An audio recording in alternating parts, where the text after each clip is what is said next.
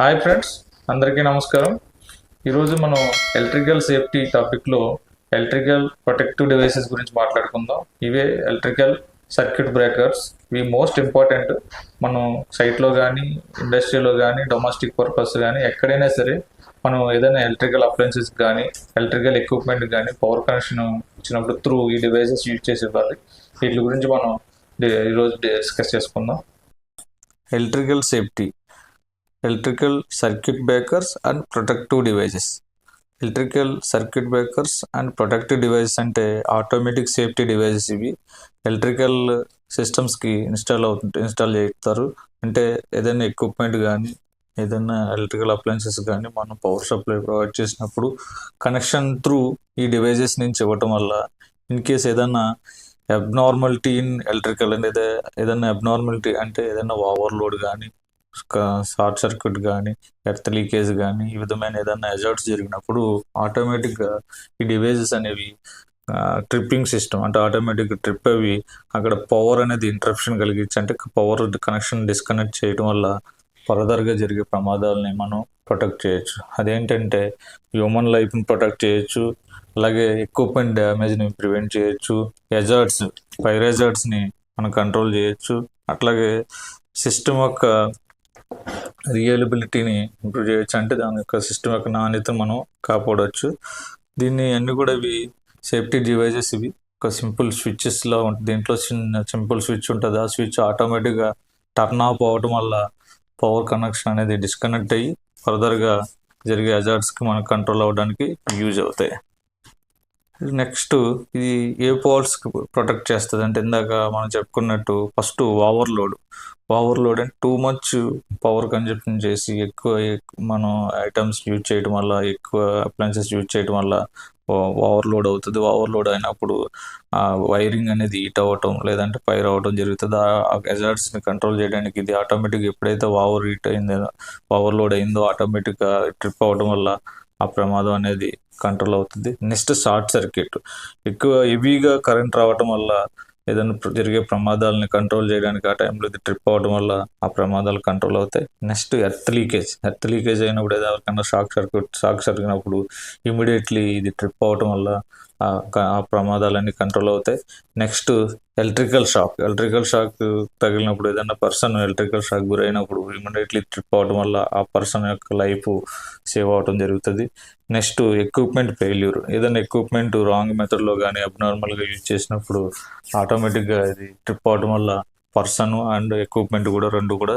Next వీటి వర్కింగ్ని బట్టి వీటిని 3 క్లాసెస్ కింద 3 కేటగిరీల కింద డివైడ్ చేశారు. ఫస్ట్ వచ్చి ఓవర్ కరెంట్ ప్రొటెక్షన్ డివైస్.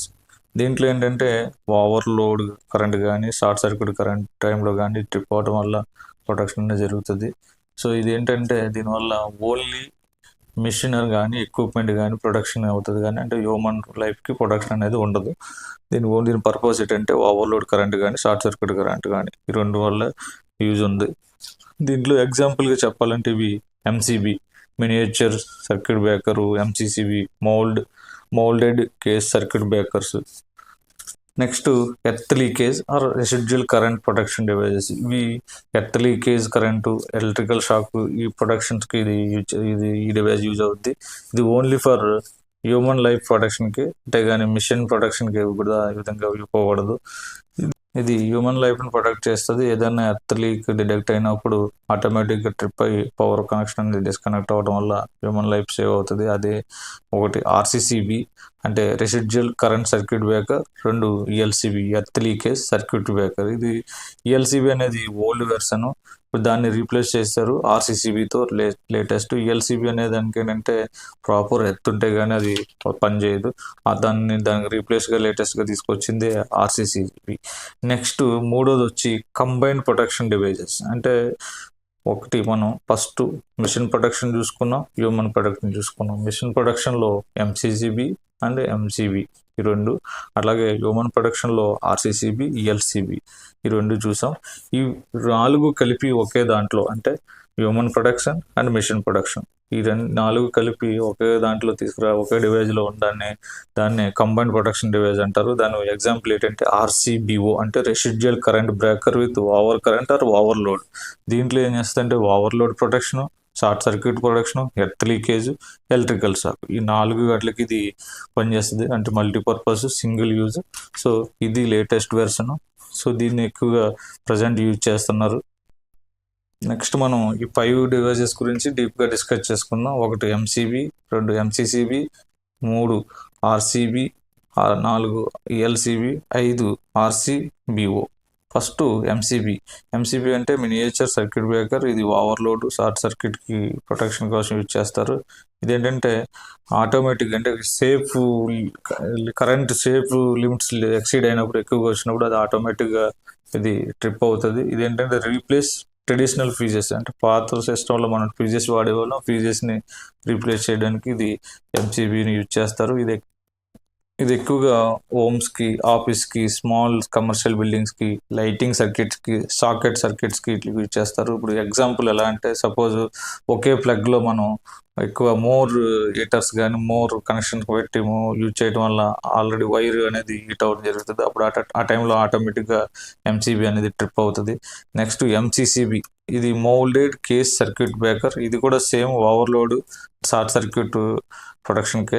ఇది సేమ్ ఎంసీబీ లాగా పనిచేస్తుంది. బట్ ఇదిలో ఏంటంటే మచ్ కరెంట్, అంటే ఎక్కువ లోడ్కి ఇది పనిచేస్తుంది. మెయిన్ ఫ్యాక్టరీలోని, లార్జ్ బిల్డింగ్లోని, మెయిన్ ఇన్కమింగ్ సప్లై ప్యానల్లోని దీన్ని యూజ్ చేస్తారు. నెక్స్ట్ వన్ వచ్చి third one RCCB, residual current circuit breaker. ఇది ఎలక్ట్రికల్ షాకు, ఎర్త్ లీకేజ్, ఈ రెండాటికి యూజ్ అవుద్ది. అంతేగాని మిషన్ ప్రొటెక్షన్, ఓవర్లోడ్ కానీ షార్ట్ సర్క్యూట్ కానీ ప్రొటెక్ట్ చేయదు.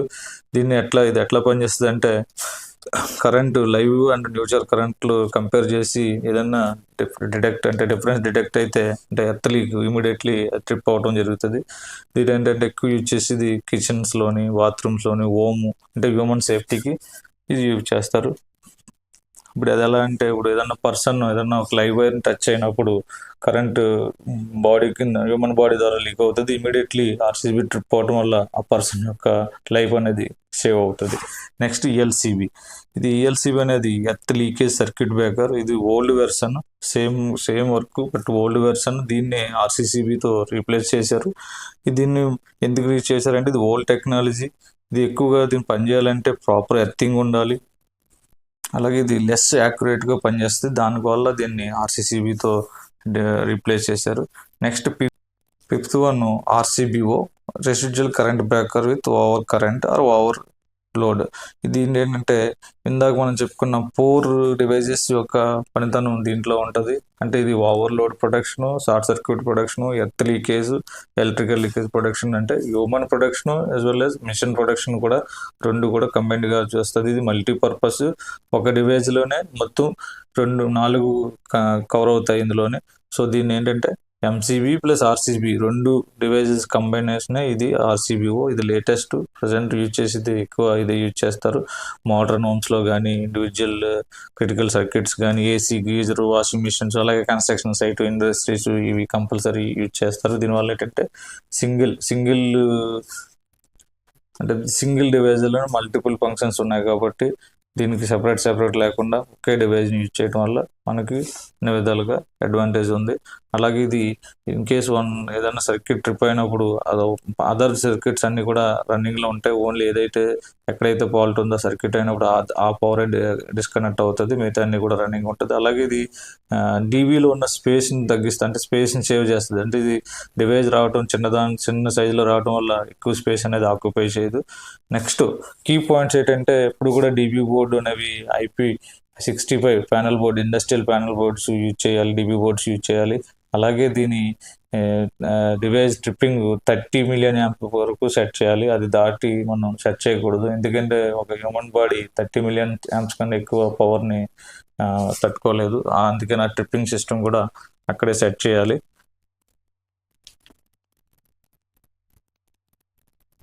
థ్యాంక్ యూ ఫ్రెండ్స్, ఈ వీడియో మీకు నచ్చింది అనుకుంటున్నాను.